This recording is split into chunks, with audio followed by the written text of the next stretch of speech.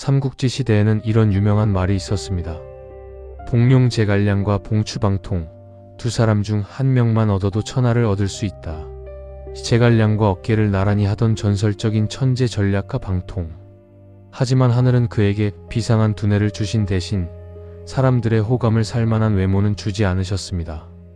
들창코의 거무튀튀한 피부, 게다가 헝클어진 머리. 당대의 천재라는 소문과는 달리 방통의 겉모습은 초라한 촌부에 불과했습니다. 주유가 세상을 떠난 후 방통은 먼저 오나라의 군주인 손권을 찾아갔습니다. 손권은 제갈량의 버금가는 천재가 제 발로 찾아왔다는 소식에 한 걸음에 달려나갔습니다. 하지만 방통의 볼품없는 외모를 마주한 순간 손권의 기대감은 순식간에 실망감으로 바뀌고 말았습니다. 천하의 기재라더니 어찌 볼품이 없단 말인가? 게다가 방통의 태도마저 손권의 심기를 건드렸습니다. 선생의 학문은 주유와 비교하면 어떻소? 라는 손권의 질문에 방통은 씩 웃으며 제 학문은 주유 따위와는 비교할 바가 못됩니다. 라고 대답한 것입니다. 주유를 친형처럼 아끼던 손권은 방통의 건방진 태도에 불같이 화를 내며 그를 내쫓아버렸습니다. 외모에 대한 편견과 자존심 때문에 천하를 쥘 수 있는 열쇠를 스스로 걷어차 버린 셈이었습니다. 오나라에서 쫓겨난 방통은 유비를 찾아갔습니다. 평소 인재를 아끼고 사람을 겉모습으로 판단하지 않기로 유명했던 덕장, 유비. 하지만 안타깝게도 유비 역시 사람인지라 방통의 꾀죄죄한 몰골 앞에서는 선입견을 버리지 못했습니다. 유비는 방통을 위아래로 후어보며 미적지근한 반응을 보였습니다. 듣자 하니 선생의 재주가 뛰어나다고 하오만 당장 조정에 빈자리가 없으니 우선 저 멀리 뇌양현이라는 작은 고을의 현령 자리라도 맡아주시겠소? 방통에게 한낱 시골 마을의 말단 관리 자리를 내어준 것입니다. 사실상 거절이나 다름없는 푸대접이었습니다. 하지만 방통은 빙그레 웃으며 뇌양현 현령 자리로 부임했습니다. 그런데 뇌양현에 도착한 방통의 행동은 모두를 경악하게 만들었습니다. 아침부터 저녁까지 관아에 처박혀 매일같이 술만 퍼마시며 잠만 잤던 것입니다. 마을 백성들의 억울한 사건들이 산더미처럼 쌓여갔지만 방통은 코를 골며 서류 더미를 베개 삼아 누워있을 뿐이었습니다. 그렇게 무려 100일이 지났습니다. 새로운 현령이 매일 술만 마시고 정무를 돌보지 않아 백성들의 원성이 하늘을 찌릅니다. 이 충격적인 소식이 결국 유비의 귀에까지 들어갔습니다. 겉모습이 마음에 들지 않아도 한번 믿고 맡겨보았건만 배신감에 사로잡힌 유비는 크게 분노했습니다. 그 못생긴 서생 놈이 감히 나를 기만해.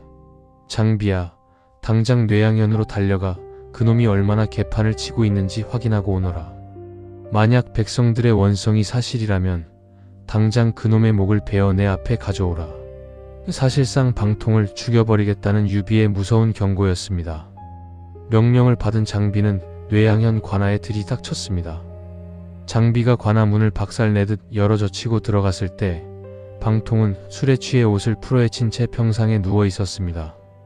이놈, 주군께서 내 놈을 믿고 벼슬을 내리셨거늘 감히 백성들의 고열을 빨고 술만 퍼마셔 내 놈의 목을 쳐서 주군께 바치겠다. 장비가 칼을 빼들고 고래고래 소리를 질렀습니다. 죽음의 위기 앞에서도 방통은 눈 하나 깜짝하지 않았습니다. 장군 너무 시끄럽소. 내가 술을 마시며 놀았다고 누가 그럽니까? 고작 이런 조그만 고을의 일들 따위는 내게 반나절이면 충분하오. 여봐라. 지난 100일 동안 밀린 소송과 서류를 지금 당장 이 마당으로 전부 가져오너라. 관아의 마당에 100일치의 서류가 산더미처럼 쌓였습니다. 방통은 고개를 들지도 않고 엄청난 속도로 서류를 읽어 내려가기 시작했습니다. 입으로는 판결을 줄줄이 읊고 손으로는 쉴 새 없이 판결문을 적어 내려갔습니다. 귀로는 억울한 백성들의 하소연을 동시에 들으며 한치의 오차도 없이 명쾌한 판결을 번개처럼 쏟아냈습니다. 그것은 인간의 능력을 초월한 기적이었습니다. 일반 관리라면 촉히 몇 달은 밤을 새워야 할 엄청난 양의 소송과 세금 문제들이 방통의 풋끝에서 단 반나절 만에 해결되어 버린 것입니다. 밀렸던 억울함이 속 시원하게 풀린 백성들은 바닥에 엎드려 방통을 신선이라 부르며 환호했습니다. 곁에서 이 모든 과정을 지켜보던 장비는 입을 다물지 못했습니다. 세상에, 저 꾀죄죄한 자가 진정 사람이란 말인가. 맹수 같던 장비는 방통 앞에 무릎을 꿇고 공손히 두 손을 모았습니다. 선생의 위대한 재주를 몰라 뵙고 큰 결례를 범했습니다. 부디 용서해 주십시오. 장비의 급보를 전해 들은 유비는 그제야 자신의 뼈아픈 실수를 깨달았습니다. 아, 내가 사람의 껍데기만 보고 천하의 기재를 버릴 뻔하였구나. 유비는 즉시 달려가 방통의 손을 덥석 잡고 진심으로 사과했습니다. 그리고 제갈량과 동급인 군사중랑장이라는 최고의 직책을 내리며 방통을 총나라의 핵심 책사로 화려하게 등용합니다. 외모와 옷차림이라는 편견을 압도적인 실력 단 하나로 짓눌러버린 방통의 통쾌한 폭수국. 진짜 보석은 화려한 포장지가 아니라 그 내면의 빛에 있는 법이죠. 조용히 자신의 진짜 가치를 증명해낸 방통의 지혜. 이것이 바로 삼국지가 우리에게 던지는 최고의 인생 수업입니다.